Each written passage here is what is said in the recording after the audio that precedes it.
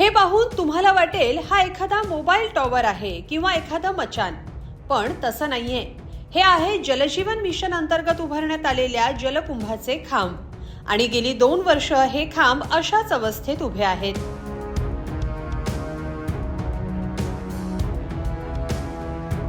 नाशिक जिल्ह्यातलं त्र्यंबकेश्वर तालुक्यातलं सादडपाणा गाव केंद्र सरकारच्या महत्वाकांक्षी जलजीवन मिशन अंतर्गत इथं जलकुंभ उभारण्याचं काम सुरू झालं. मात्र काम सुरू झालं तेवढंच, 4 खांब उभे राहिले आणि त्यानंतर काम अक्षरशः ठप्प पडलं.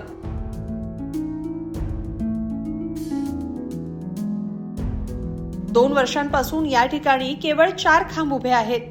जलकुंभ नाही, पाणीही नाही. मात्र या खांबांचा उपयोग गावकऱ्यांनी एका वेगळ्याच कारणासाठी सुरू केला.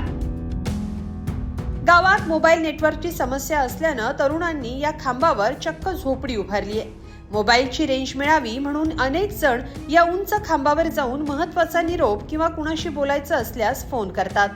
ज्या ठिकाणी पाण्याची टाकी उभी राहायला हवी होती त्याच ठिकाणी आता मोबाईल रेंज टॉवर तयार झाल्याचं चित्र दिसतंय.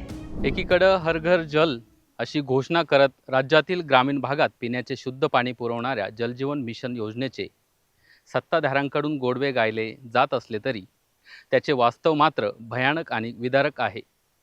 जलजीवन मिशन योजनेसाठी सरकारकडून कोट्यवधी रुपये खर्च केले गेले, परंतु ग्रामीण भागात प्रत्यक्षात या योजनेचे 12 वाजल्याचे विदारक चित्र आहे. घाटमाथा वगळला तर हर्सूल सारख्या ग्रामीण भागात अवघड परिस्थिती आहे. अनेक ठिकाणी या योजनेची कामे एकतर अर्धवट स्थितीत पडून आहेत किंवा त्यांची वाट लागलेली आहे. सादडपाणा गावातील हा प्रकार केवळ एका गावाचा प्रश्न नसून तर रखडलेल्या विकास कामांचं वास्तव आहे.